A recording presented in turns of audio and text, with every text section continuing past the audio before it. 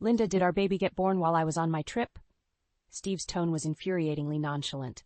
Yes, the baby was born, I replied, my voice steady but heart-pounding. I want to speak to my wife directly, he insisted. Your wife, Emily, has passed away. What? You're kidding, right? Come to the funeral now. Ignoring his stunned silence, I added under my breath, all of this is your fault. You will pay for this, and hung up. With shaking hands, I placed the phone down. Emily's lifeless body lay before me. My sweet daughter, only 30, taken too soon.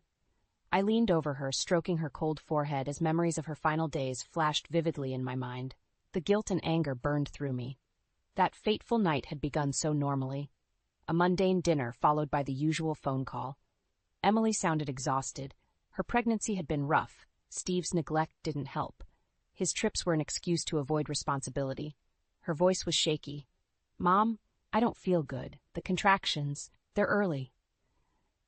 I dropped everything, fumbling for my keys. George wasn't home yet, stuck in a meeting.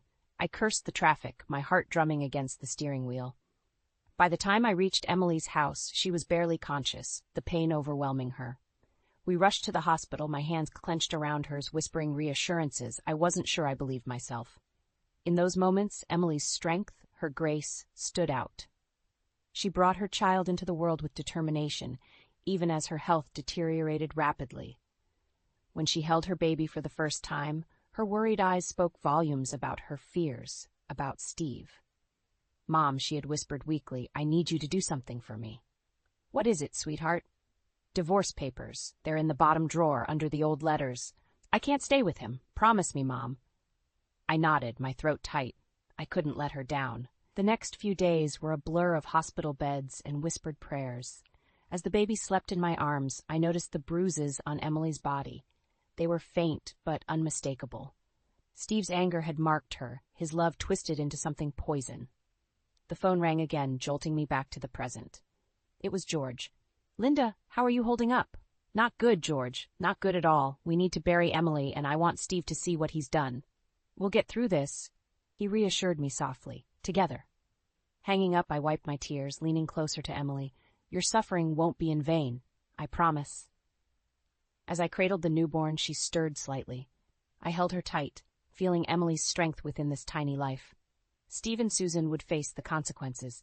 Emily's story wouldn't end in tragedy. It would be the beginning of justice. With steely resolve, I prepared for the coming storm. Mom, I'm scared. Emily's voice trembled through the phone. It was early afternoon, and she was alone in their empty house. She was due in 2 weeks, but her contractions had started. I gripped the steering wheel, navigating through the bumper-to-bumper traffic, my heart thudding. Hold on, baby girl. I'm almost there. Every minute felt like an hour. When I finally pulled into her driveway and raced to the front door, it was already slightly ajar. Inside, Emily lay on the couch, her face contorted in pain. Mom, she gasped, something's wrong? We're going to the hospital, Em. You just hang on. I helped her up, practically carrying her to the car. The drive to the hospital felt endless. Emily clutched my hand, her knuckles white, as I speeded through the streets. It's hurting so bad, she whimpered. Stay with me, Em, I urged, my voice shaking. We're almost there. The hospital doors slid open as I yelled for help. Nurses rushed forward, and Emily was quickly taken away on a stretcher. I sprinted after them, refusing to leave her side. Hours blurred into each other as doctors worked on Emily. The delivery was quick, almost urgent, as if the baby knew time was running out.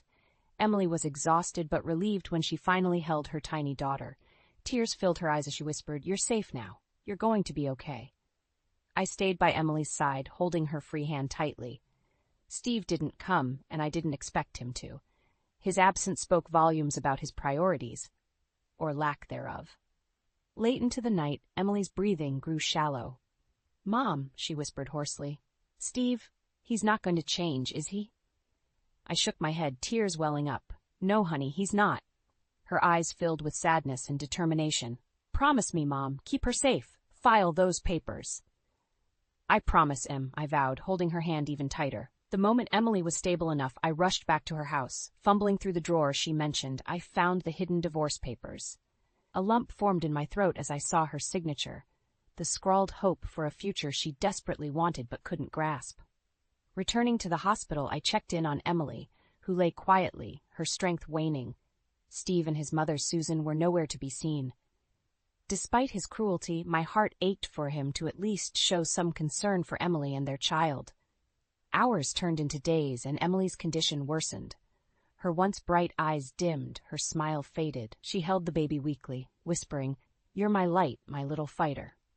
"Emily," I said softly, holding back my tears, "we're here for you, always." Emily's grip loosened and her eyelids fluttered shut. An eerie calm fell over the room. She never woke up. As I sat there holding her lifeless hand, all I could think about was the promise I made and the revenge that would soon be set in motion.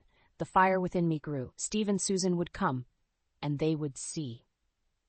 As Emily's health declined rapidly, there was a frantic energy in the hospital room. Nurses came in and out, seldom making eye contact. They knew what was looming. Emily held her baby girl, tears falling as she whispered, "Mom, don't let her grow up without love." I squeezed her hand. "She'll have all the love in the world, Em. I promise." Emily's eyes were wide with a mixture of fear and resignation. "What about Steve? What if he tries to take her?" "Don't worry about that now," I said, trying to keep my voice steady. "I'll make sure she's safe."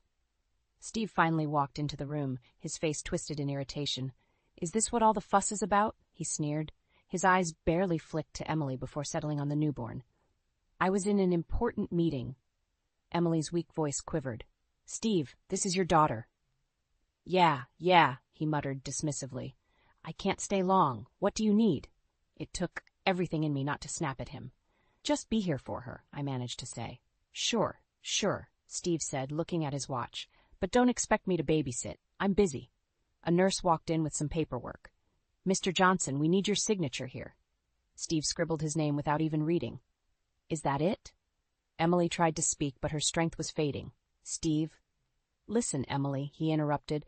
"Try not to make everything so dramatic. I'll sort things out when I get a chance." Without another word, he walked out. Emily's eyes followed him, tears spilling onto her cheeks. "Mom, what if he takes her?" I leaned closer, brushing the hair from her forehead. "He won't. You rest now. I'll take care of everything." Emily's breathing was labored, her voice a mere whisper. "Promise me."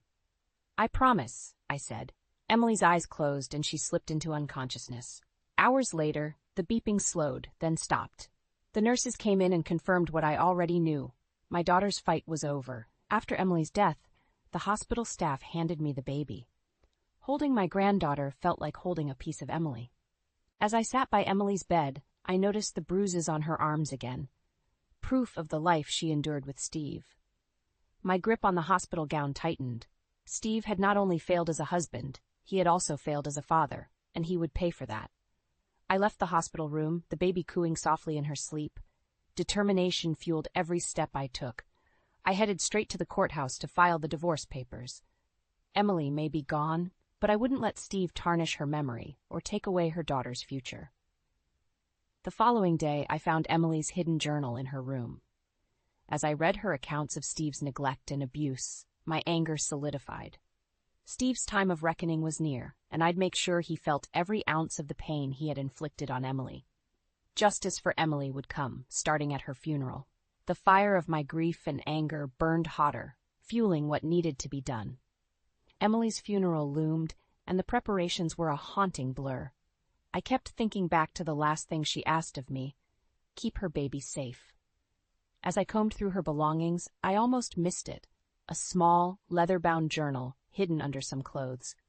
Opening it, I felt my stomach twist with each harrowing entry. Steve yelled again today because I forgot to buy his favorite cereal.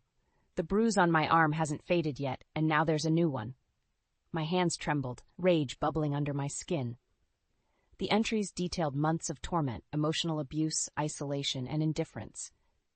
Steve's calculated cruelty pushed Emily further into a corner, leaving her battered and broken. We were supposed to celebrate our anniversary. Instead, he went to his mother's house. Susan thinks I'm not good enough for him. She doesn't know half of what goes on here, or she doesn't care. Susan's name made my blood boil. She was complicit, if not in action, then in apathy. They were partners in Emily's misery. Emily wrote of Susan's dismissive smirks, her cold shoulder every time Emily sought help, and her blatant favoritism towards Steve. Grief morphed with fury as Emily's words painted a picture of a life entrapped by fear. Yet she never lost hope for her daughter's future. Over the next few days, I clung to that hope as I planned the funeral, determined to make it more than just a farewell. It would be a reckoning. Steve and his vile mother needed to know the gravitas of their actions. On the morning of the funeral, Susan arrived first, her expression a mix of false solemnity and underlying arrogance. "Linda," she said, nodding slightly, "such a tragedy, isn't it?" "More than you know, Susan," I replied coldly. Steve walked in moments later, his face set in an insincere mask of grief that didn't reach his eyes. He ignored the whispers around him, walking straight to me. "Linda, listen." He started. "No, you listen," I cut him off. "You and your mother need to hear what Emily endured. Sit down and shut up." His face contorted with a mix of anger and confusion, but he sat. The air was thick with tension as I stood, holding the journal. I opened to a page, my voice breaking only slightly. Emily wrote, "Mom, if anything happens to me, please take care of my little girl. Keep her away from Steve and Susan. They won't change." A murmur swept through the attendees. Steve's face flushed as Susan looked around nervously. He never cared for her, not in the way a husband should. Emily suffered because of his neglect and abuse, I continued, my voice growing stronger with each word. I passed around the photos of Emily's bruises, taken secretly by her in moments of despair. Gasps filled the room, eyes widening in horror. "You will pay for what you've done," I said, staring directly at Steve. "Emily's death is on your hands, and justice will come." Steve tried to stand, his mouth opening to argue, but the weight of the evidence and the glares from the room pinned him down. He knew then, Emily's suffering would not go unanswered. My fight had just begun, and I wouldn't stop until Emily had her justice. At the funeral service, the atmosphere was thick with a mix of sorrow and anger. George stood beside me, his presence a pillar of strength. Our focus was on Emily's memory, but I couldn't ignore the burning desire for justice. Steve and Susan's arrival was like a dark cloud overshadowing the proceedings. They walked in as if they owned the place, their indifference palpable. Steve wore a smug smile that turned my stomach. I clenched my fists, fighting the urge to lash out. As the service concluded, I took a deep breath and approached Steve and Susan. "We need to talk," I said, my voice steady despite the storm brewing inside me. Steve smirked. "Always something with you, Linda." Ignoring his sarcasm, I continued, "Emily left something for you both. It's important." I led them to a quiet corner of the room, away from the prying eyes of mourners. From my bag, I pulled out the divorce papers and slid them across the table towards Steve. His eyes widened in surprise. "What the hell is this?" he asked, his tone dripping with arrogance. "Emily was filing for divorce," I said bluntly. "She had enough of your abuse." Susan scoffed. "Abuse? Don't be ridiculous. Emily was too sensitive." "Sensitivity had nothing to do with it," I snapped. "These papers were her lifeline, the only proof she had of her decision to leave you." Steve's face darkened. "You think you can blame me for her death?" "You didn't just contribute to her death," I whispered harshly. "You crafted the environment that led to it, and you'll face the consequences." Steve laughed derisively. "You think anyone will believe you?" I pulled out copies of Emily's journal entries and handed them to him. "These are Emily's truths. Bruises, neglect, emotional torment. I have everything documented." Susan paled, her confidence wavering. "This will ruin you, Steve," she whispered. "It's already too late," I said, my voice firm. "Emily also changed her life insurance policy. Your name is off it. The beneficiary is her daughter under my guardianship." Steve's face turned red. "You conniving witch," he spat. "You think you can just take what's mine?" "You took Emily's life," I said coldly. "You will not take her child, and you will not steal her future." In that moment, something shifted. The surrounding mourners began to take notice of our confrontation. Whispers grew louder. Steve's facade cracked under their scrutiny. "You can't do this," Steve hissed through gritted teeth. "I just did," I replied calmly. "And the police will be involved. You abused Emily and neglected her. Everyone will know the truth." The realization of his crumbling image seemed to hit Steve all at once. He staggered back, while Susan's composure shattered.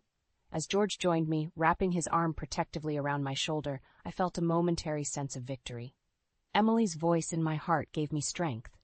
This was just the beginning, but it was a powerful step towards justice. My promise to Emily would be fulfilled, no matter what.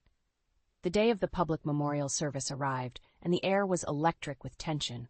The community gathered, whispers rippling through the crowd. Emily's story had touched many hearts, and people came to pay their respects and show support. Steve and Susan entered, their faces set in defiant masks. I took a deep breath and approached the podium. The murmurs quieted as I began. "Thank you all for coming," I started, my voice strong. "We are here to remember Emily, a daughter, a mother, and a friend. But there's more to her story than what you know." I opened Emily's journal, the pages marked with highlights. "These are Emily's words," I said, "words that tell of her suffering at the hands of her husband, Steve." A collective gasp arose from the audience as I read an entry aloud. Steve got angry again. His words cut deeper than any wound. "I live in fear, not just for myself, but for our child." Steve tried to stand, his face a mix of anger and panic. "This is outrageous, lies. Sit down, Steve," I snapped, my voice resonating with authority. "Let everyone hear what Emily endured." I continued, flipping to another page. "Susan has no sympathy. She belittles me, makes me feel worthless. She enables Steve, and I am trapped in this nightmare." Tears filled many eyes as the weight of Emily's pain settled over the room. George stood by my side, his presence a pillar of strength. "You all knew Emily," I said, holding back my emotions. "You knew her kindness, her love, but few knew the depth of the abuse she suffered. Steve and Susan need to face the consequences of their actions." Gasps of shock and outrage echoed as people began murmuring loudly. The pressure on Steve intensified. A man from the crowd stood. "I'm Emily's neighbor. I heard things. I regret not speaking up. I saw her bruises and her tears." Another voice joined in. "Emily was a good person. She didn't deserve this." Steve's composure finally cracked. "This is a witch hunt," he shouted. "You have no proof." I met his eyes, my gaze unwavering. "We have Emily's word, Steve, and more will come to light. The police are involved. This community won't stand by and let you get away with this." The crowd's murmurs grew into a unified voice of anger and support for Emily. I turned to the podium once more. "Emily asked for justice, not just for herself, but for her daughter. We won't let her down." Someone from the back yelled, "We stand with you, Linda! Justice for Emily!" Steve's face turned a sickly pale as he realized the tide had turned against him. Susan, visibly shaken, clutched her purse as if it were a lifeline.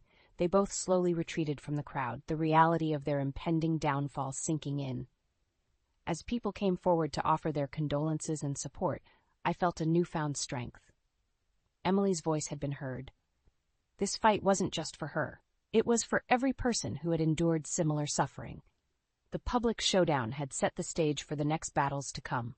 The police would follow through, and the court would hear Emily's cries for justice.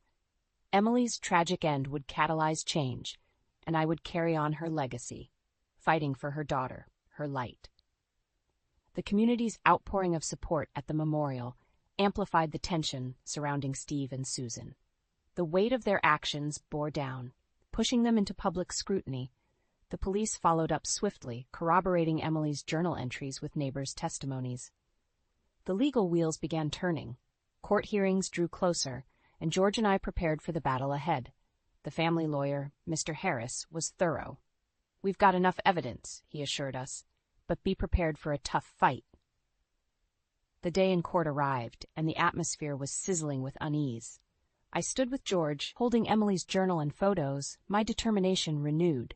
Steve and Susan walked in, flanked by their lawyers, their expressions a mix of defiance and desperation. As the hearing commenced, our lawyer presented the evidence methodically. "Emily Johnson documented her experiences meticulously," Mr. Harris said, gesturing to the journal. "This contains accounts of physical and emotional abuse." Steve's lawyer attempted to undermine Emily's credibility. "These are one-sided entries. There's no corroboration of repeated abuse." But Mr. Harris was prepared. "We have neighbors' testimonies, photos of her injuries, and now this."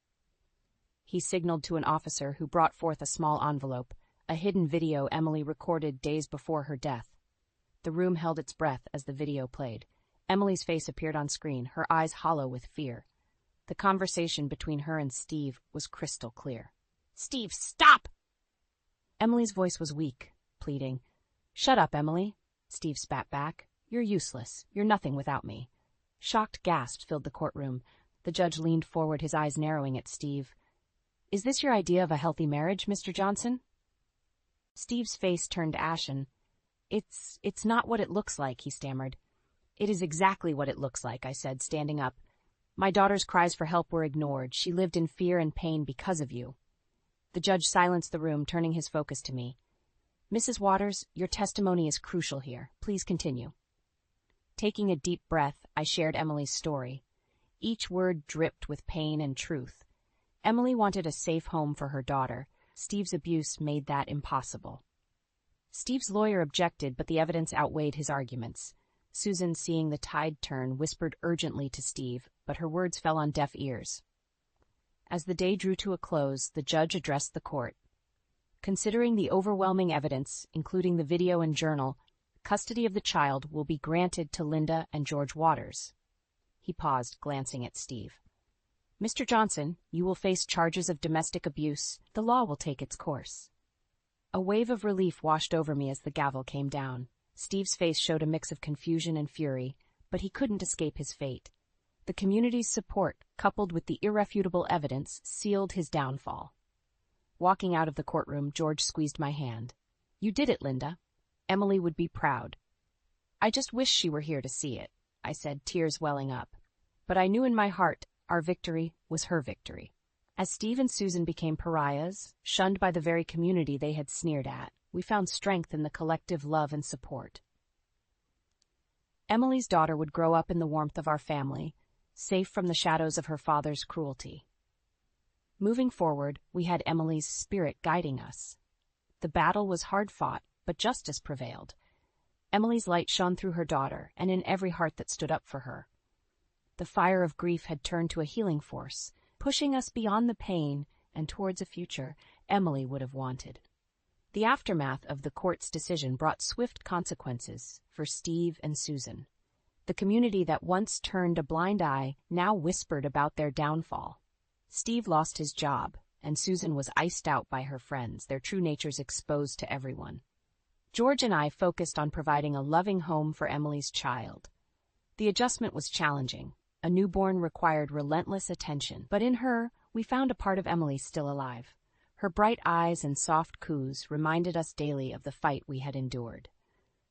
One evening, as we cradled the baby in our living room, George looked at me, his eyes full of determination.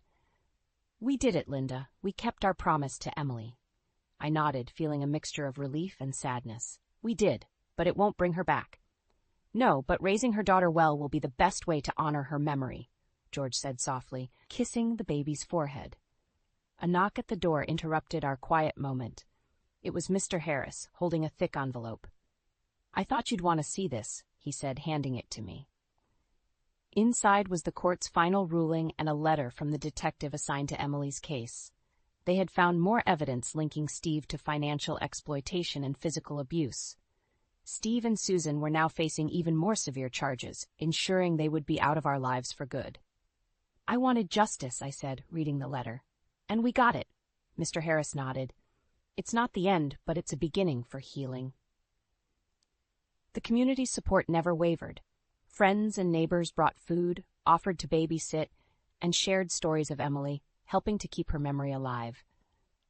I found solace in their kindness, which countered the darkness Steve and Susan had cast over Emily's life. One sunny afternoon, as George and I strolled through the park with the baby, a woman approached us. "Linda, George," she began, her eyes soft with understanding. "I just wanted to say how brave you both are." "Thank you," I said, feeling a lump in my throat. "Emily would be so proud," she added, gently touching the baby's hand. As she walked away, I felt lighter. Emily's spirit was with us, guiding every step we took. The baby giggled, a sound so pure that it seemed to chase away the lingering shadows of our past struggles. We continued our walk, the sun warming us. "What do you think about naming her?" George asked suddenly. "It feels like it's time." I looked at the baby, thinking of Emily and her strength. "How about Emma?" I suggested. "It's close to Emily and feels right." George smiled. "Emma it is." As we called out her name for the first time, Emma looked up at us, her eyes wide and curious. In that moment, I knew we were on the right path. Emily's legacy would live on, not just in the fight for justice, but in the love we poured into Emma's life. Returning home, I felt a sense of peace. Our family, though broken and rebuilt, was strong. Emily's bravery had set the foundation for a future where Emma would grow up surrounded by love, protected from the cruelty that had claimed her mother. As I rocked Emma to sleep that night, I whispered, "You are safe now. We love you, and we will always protect you." It was a promise not just to Emma but to Emily as well, a promise we intended to keep. The fire that once burned with grief had transformed into a beacon of hope, lighting the way for us to move forward and ensure Emily's spirit thrived through Emma. "Lila, don't play with your food," Nathan scolded, his eyes narrowing at our 10-year-old daughter. I tensed, bracing for another evening filled with his criticism. As I opened my mouth to defend Lila, she abruptly pushed her plate aside, the contents spilling onto the pristine tablecloth. "I'm sorry, Daddy," she said, her voice trembling. "I didn't mean to." Nathan slammed his fist on the table, making us both flinch. "How many times have I told you? We don't waste food in this household." My heart raced as his face reddened, the vein on his forehead pulsing. I knew that look all too well, the precursor to his rage. Before I could intervene, Lila's small hand reached out and knocked over Nathan's prized baseball, signed by Babe Ruth himself. It rolled off the table and hit the floor with a sickening thud. Time seemed to freeze as Nathan's eyes widened in disbelief. He turned his glare towards Lila, who shrank in her chair. "You little brat! Do you have any idea how much that's worth?" As he rose from his seat, I placed a trembling hand on his arm. "Nathan, please. It was an accident." He shrugged me off, his attention fixated on our daughter. "This is unacceptable behavior, Lila. You need to learn some respect." Lila's lips quivered and tears streamed down her cheeks. "I'm sorry, Daddy. I'm really, really sorry." To my horror, Nathan reached for his belt, and I knew what would come next. It was a pattern I'd witnessed countless times, his escalating rage followed by physical punishment under the guise of discipline. But this time, something shifted in Lila's eyes. Her tears stopped, and she straightened her back, her gaze locking with Nathan's. "No, Daddy. I won't let you hurt Mommy anymore." My breath caught in my throat as Lila's words hung in the air like a heavy curtain, lifting to reveal the ugly truth I'd been denying for years. Nathan froze, his face contorted in rage and confusion. "What did you say?" Lila turned to me, her expression a mixture of determination and sorrow. "Mommy, I've seen the way he treats you, the yelling, the pushing, the bruises you try to hide. It's not right." My carefully constructed facade crumbled as tears spilled down my cheeks.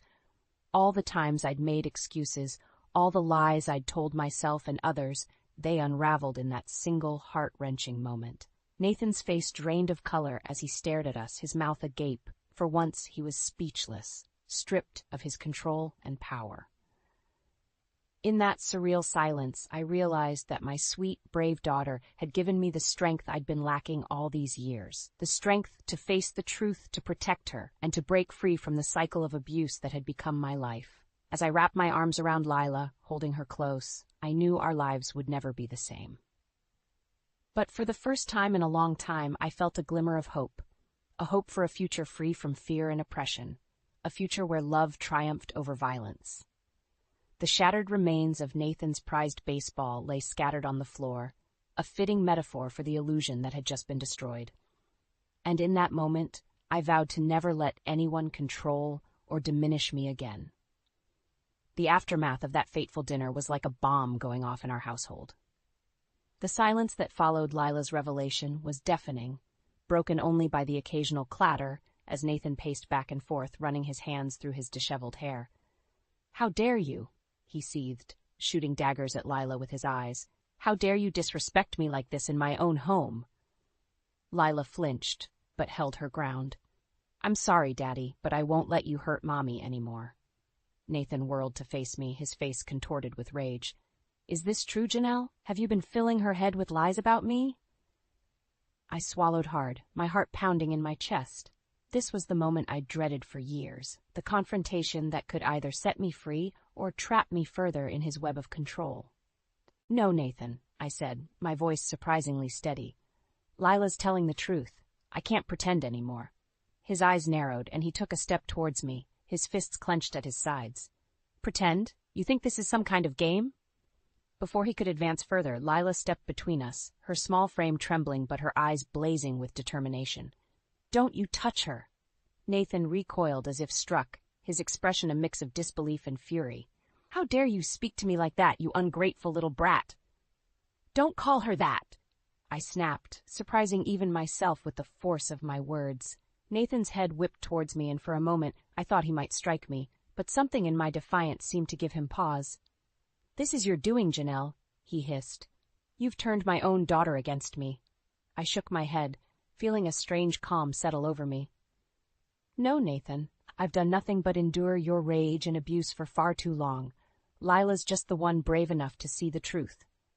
His face reddened, and he opened his mouth to retort, but I held up a hand, cutting him off. "I'm done, Nathan.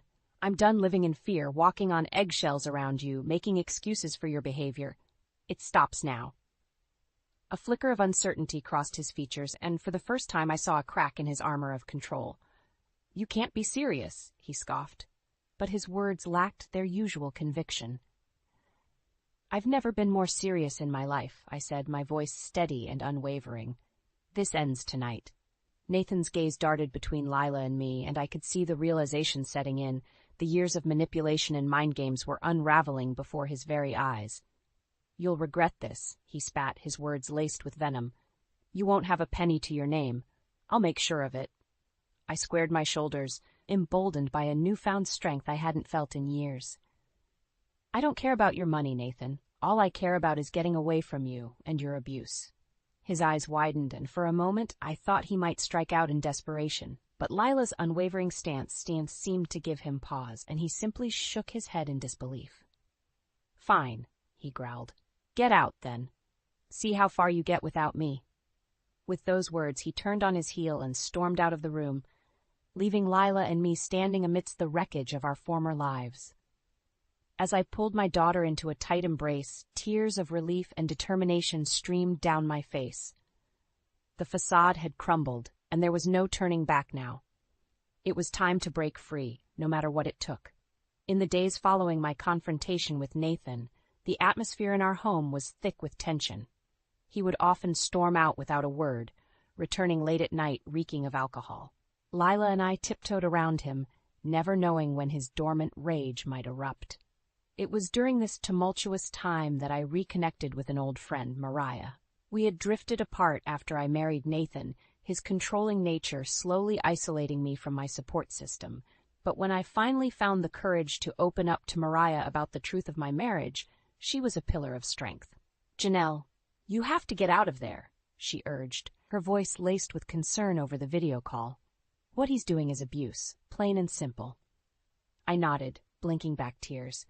"I know, but it's not that simple. He's threatened to take everything from me if I leave, including Lila." Mariah's eyes hardened with resolve. "Over my dead body. We'll find a way, Janelle. You and Lila deserve so much better than this."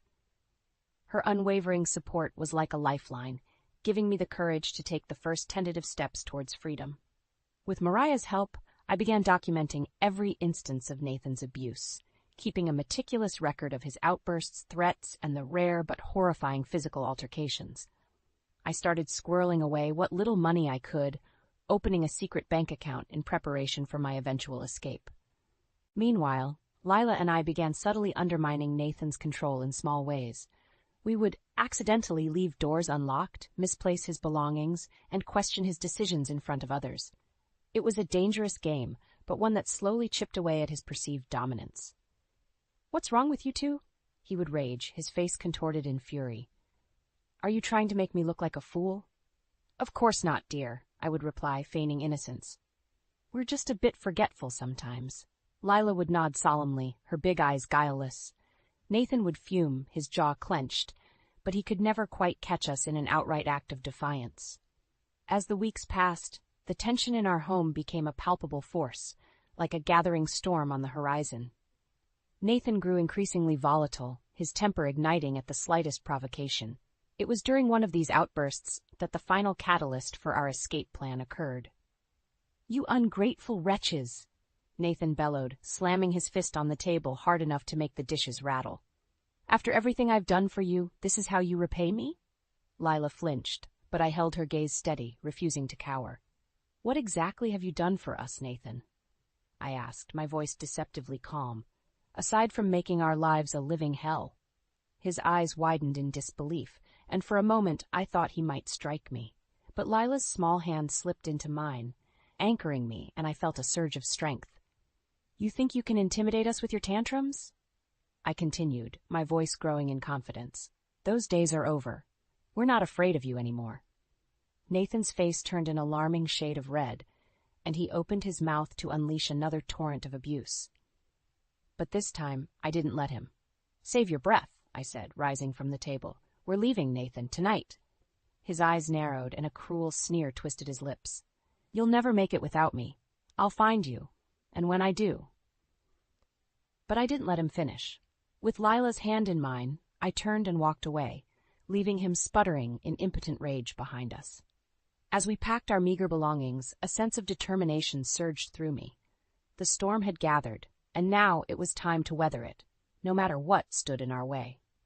In the days following our declaration to leave, Nathan's behavior became increasingly erratic and menacing. It was as if he sensed the impending loss of control, and it drove him into a frenzy of desperation.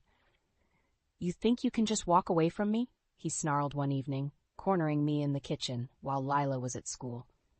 "After everything I've given you?" I stood my ground, refusing to cower. "You've given us nothing but misery, Nathan. We deserve better." His eyes narrowed, and he took a step closer, invading my personal space. "Better? You ungrateful bitch. Without me, you'd be nothing."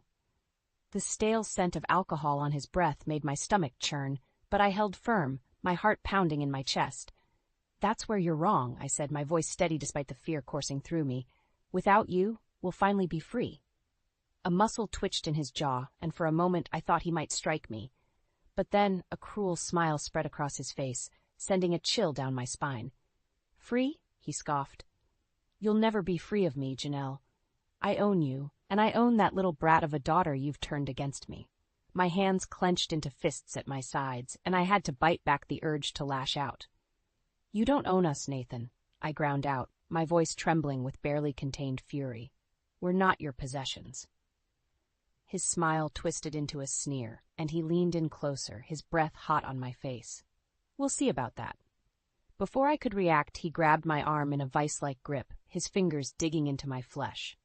I cried out in pain, instinctively trying to pull away, but he held fast. "Let go of me," I demanded, but my words only seemed to fuel his rage. "Or what?" he taunted, his eyes glinting with malice. "You'll run away like a scared little mouse? You're not going anywhere, Janelle, not until I say so." Panic clawed at my chest as I struggled against his iron grip, but it was no use. He was stronger, fueled by years of pent-up anger and a desperate need for control. Just when I thought I couldn't take any more, a small voice pierced the tension. "Daddy, stop! You're hurting her!" We both froze as Lila stepped into the kitchen, her eyes wide with fear and determination. Nathan's grip on my arm loosened slightly, but he didn't release me. "Stay out of this, Lila," he growled. "This is between your mother and me." But Lila didn't back down. "No, Daddy, it's not just about you anymore. We're leaving, and you can't stop us." Nathan's face contorted with rage, and he shoved me aside, turning his attention to our daughter. "You little brat! You think you can talk to me like that?" Before he could take a step towards her, I placed myself between them, my heart pounding with a mixture of fear and resolve. "Don't you dare touch her," I warned, my voice low and unwavering. Nathan's eyes widened in disbelief, and for a moment he seemed taken aback by my defiance. "Or what?" he sneered, but there was a flicker of uncertainty in his gaze. I squared my shoulders, drawing strength from Lila's unwavering presence behind me. "Or you'll regret it," I said, my words carrying a weight and conviction I'd never felt before. "This ends now, Nathan. One way or another, we're walking out of here, and you can't stop us." His eyes narrowed, and he clenched his fists at his sides, his whole body trembling with barely contained fury. For a moment I thought he might strike out in a blind rage. But then something shifted in his expression, a glimmer of realization that his power was slipping through his fingers like sand. With a snarl of impotent rage, he turned and stormed out of the kitchen, leaving Lila and me standing together, our bond stronger than ever. As I pulled my daughter into a fierce embrace, I knew that the tide had turned. Nathan's desperation had pushed us to our limits, and now there was no going back. The time for our escape had come. In the aftermath of Nathan's explosive outburst, Lila and I huddled together, our hearts still racing from the confrontation. It was a harsh reminder that our plan to escape had to move forward, no matter the risks. As I held my daughter close, trying to soothe her trembling, a sudden knock at the door made us both jump. My blood ran cold, fearing it was Nathan, returned to unleash his fury once more. But when I cautiously peered through the peephole, I was greeted by an unexpected sight. Nathan's business partner, Michael, shifting nervously on the doorstep. "Janelle," he said in a hushed voice when I cracked the door open. "I need to talk to you. It's important." I hesitated, glancing back at Lila, who nodded in silent encouragement. With trembling hands, I ushered Michael inside, my mind racing with possibilities. Once the door was closed, Michael didn't waste any time.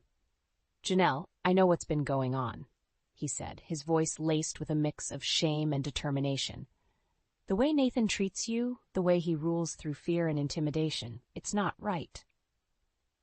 My heart skipped a beat as I processed his words. Had our struggles been visible to outsiders all along? Michael must have sensed my trepidation, for he pressed on. "I'm not the only one who's seen it, Janelle. There are others at the firm who know the truth about Nathan's behavior, both at home and at work." A flicker of hope ignited within me, even as dread coiled in my stomach. If Nathan's colleagues were aware of his true nature, it could either be our salvation or our downfall. "What do you mean?" I asked, my voice barely above a whisper.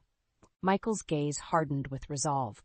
"We've been documenting his actions, gathering evidence of his unethical practices and abuse of power. It's only a matter of time before the truth comes out and he's held accountable." I couldn't help but glance at Lila, a silent question in my eyes. She gave a slight nod, and I turned back to Michael, steeling my nerves. "And what does this have to do with us?" I asked, my voice stronger now. Michael's expression softened, a hint of sympathy in his eyes. "Janelle, we know what he's put you through, and we want to help." My breath caught in my throat as the weight of his words settled over me. Help, a lifeline we hadn't dared to hope for. "How?"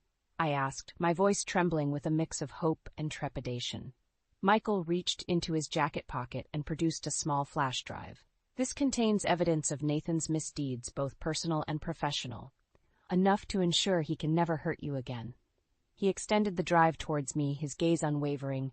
"Take it, Janelle. Use it to protect yourself and your daughter, and know that you have allies, even in the shadows." My hand trembled as I reached out and took the drive, its weight seeming to anchor me in that surreal moment. Allies. A concept so foreign yet so desperately needed. "Thank you," I whispered, my voice thick with emotion. "I don't know what to say." Michael shook his head, a grim smile tugging at his lips. "Don't thank me. Just promise me you'll use it to get away from him. For good." I nodded, resolute determination surging through me. "I promise." As Michael turned to leave, he paused, his hand on the doorknob. "One more thing, Janelle. Be careful. Nathan is a dangerous man, and he'll stop at nothing to maintain his control." His words sent a chill down my spine, but I refused to let fear rule me any longer. "We'll be ready," I said, my voice steeled with conviction. Michael gave a solemn nod and slipped out into the night, leaving Lila and me to ponder our newfound allies and the weight of the evidence we now possessed. As I clutched the flash drive in my hand, I knew our escape plan had taken on a new urgency. The storm clouds were gathering, and this time we wouldn't be facing them alone. The weight of Michael's evidence, combined with the knowledge that we had allies working behind the scenes, lent a newfound sense of urgency to our escape plan. Lila and I knew we had to move quickly, before Nathan caught wind of the growing storm swirling around him. In the days that followed, we worked tirelessly, gathering what meager belongings we could carry and stockpiling supplies for our journey. Mariah remained our unwavering support, providing us with a safe haven to flee to once the time was right. "Are you sure about this, Janelle?" she asked one night, her voice hushed over the video call. "Once you leave, there's no going back." I glanced at Lila, who was studiously packing her backpack with the essentials we'd need. Her eyes met mine, shining with a determination far beyond her years. I'm sure, I said, turning back to Mariah with a resolute nod. We can't live like this anymore. It's time to break free, no matter what it takes. Mariah's expression softened, a mixture of pride and concern etching her features. All right, just say the word, and I'll be there to pick you up. With our plans in motion, the tension in our household became almost palpable. Nathan seemed to sense the shift in the air, his eyes narrowing with suspicion whenever he caught Lila and me whispering together. What are you two up to? He would demand, his voice laced with barely contained fury. We would exchange a pointed look, then turn back to him with feigned innocence. Nothing, dear, just talking about school. His jaw would clench and his nostrils would flare, but he could never quite catch us in the act of our preparations. Finally, the night of our escape arrived. Nathan had stormed off after another explosive argument, leaving us a narrow window of opportunity to slip away undetected. Are you ready? I asked Lila, my heart pounding in my chest as we gathered our meager belongings. She nodded, her small face set in a mask of determination that both broke and swelled my heart. Ready, Mom. With trembling hands, I dialed Mariah's number, the burner phone feeling like a lifeline in my grasp. It's time, I whispered when she answered, my voice thick with a mix of fear and exhilaration. I'm on my way, Mariah responded, her voice steady and reassuring.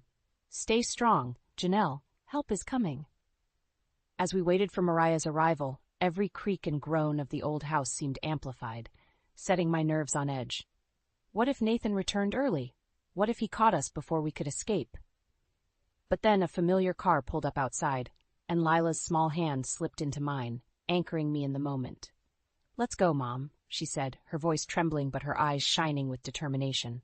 With a deep breath, I shouldered our meager belongings and followed my daughter out into the night, leaving behind the prison of our former life. As we slipped into Mariah's waiting car, I couldn't help but glance back at the house one last time. The curtains in Nathan's study fluttered, and for a fleeting moment I thought I saw his silhouette in the window, watching our escape. A shiver ran down my spine, but I refused to let fear take hold. Not this time. Drive, I said, my voice firm and unwavering. Mariah didn't need to be told twice. With a sharp nod, she peeled away from the curb, whisking us into the night and towards an uncertain future, but one that was ours to shape, free from Nathan's oppressive shadow. As the miles stretched between us and our former prison, I felt a weight lift from my shoulders, replaced by a sense of exhilaration and newfound determination. We were free. And nothing, not even Nathan's wrath, would ever shackle us again. In the weeks following our daring escape, Lila and I found ourselves constantly looking over our shoulders, half expecting Nathan to appear and drag us back into his web of control and abuse. But as the days turned into weeks, and we settled into our new life with Mariah's support, the constant fear gradually gave way to a sense of cautious hope. It was during this transition that the first cracks in Nathan's carefully constructed facade began to show. Whispers of his unethical business practices and abusive behavior started to circulate, fueled by the anonymous leaks of evidence from his former colleagues. At first, the rumors were little more than idle gossip, easily dismissed by Nathan's legal team and PR machine.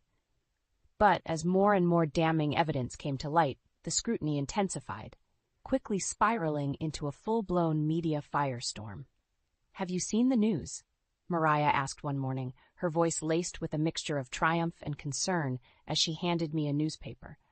My heart skipped a beat as I took in the headlines, emblazoned across the front page, "Local businessmen accused of abuse and corporate misconduct." Accompanying the article was a grainy photo of Nathan, his face twisted in a snarl as he pushed past a crowd of reporters. The caption read, "Moore denies allegations, vows legal retaliation." I felt a surge of conflicting emotions, relief that the truth was finally coming to light, tempered by the lingering fear that Nathan's wrath would inevitably find us. "He's not going to let this go, is he?" I murmured, my fingers tracing the lines of his enraged expression. Mariah shook her head grimly.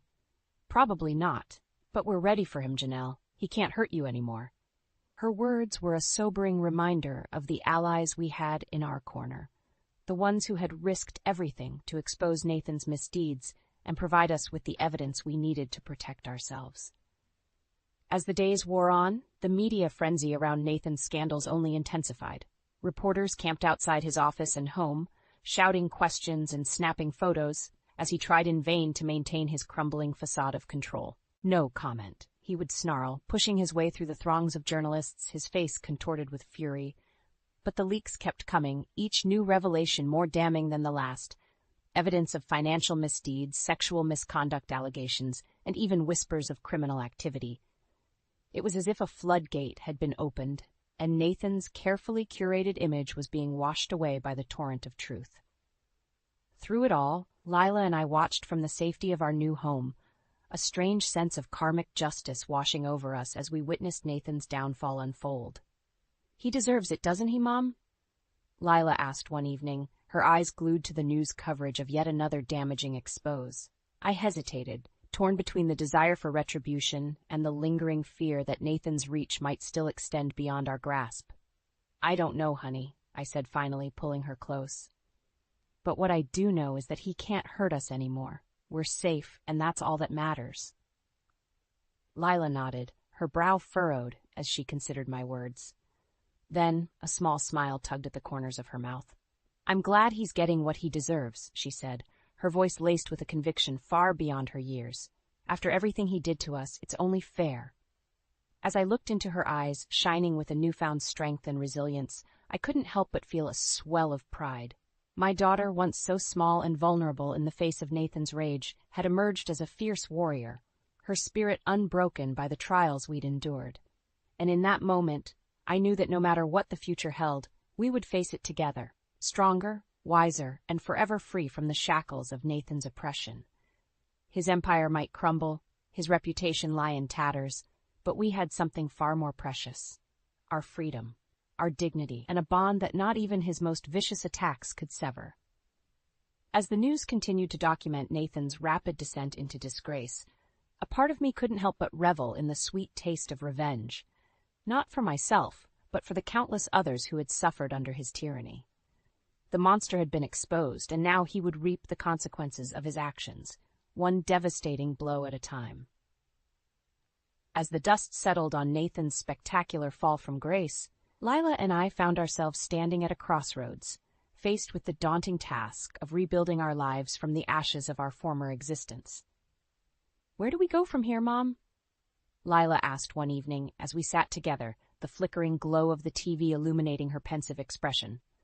I exhaled slowly, pondering her question. For so long our world had revolved around survival, dodging Nathan's fury, plotting our escape, clinging to the hope of freedom. But now that we had achieved that elusive goal, the path forward seemed simultaneously daunting and exhilarating. "Anywhere we want, honey," I said finally, reaching out to tuck a stray strand of hair behind her ear. "The world is ours now." A small smile tugged at the corners of Lila's mouth, and I saw a glimmer of the carefree child she had once been before the weight of Nathan's oppression had stolen her innocence.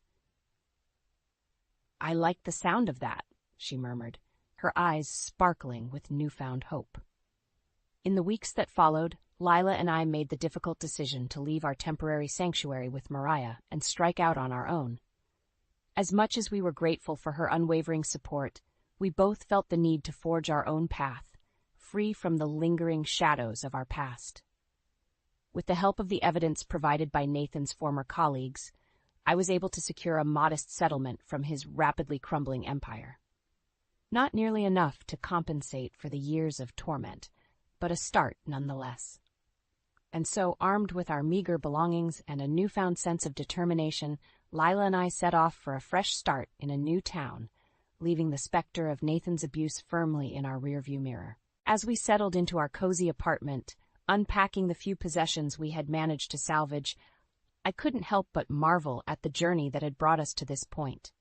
The strength it had taken to break free, the courage to face the unknown, and the resilience to forge ahead in the face of overwhelming adversity.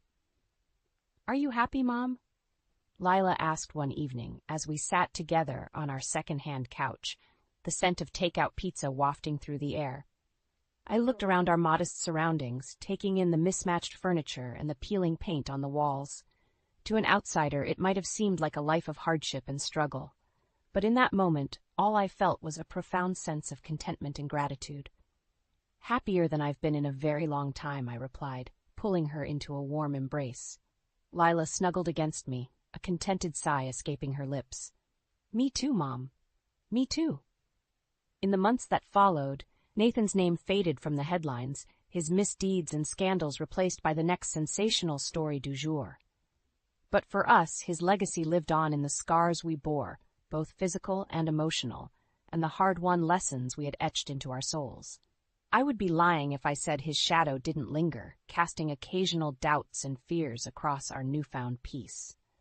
But each time those whispers of the past threatened to overwhelm us, we would draw strength from the bond we had forged in the fires of our struggle.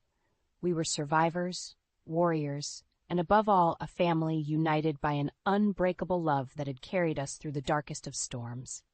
And as I watched Lila blossom into a confident, compassionate young woman, her laughter ringing through our little apartment, I knew that our story was one of triumph over adversity, a testament to the indomitable spirit that had guided us to freedom.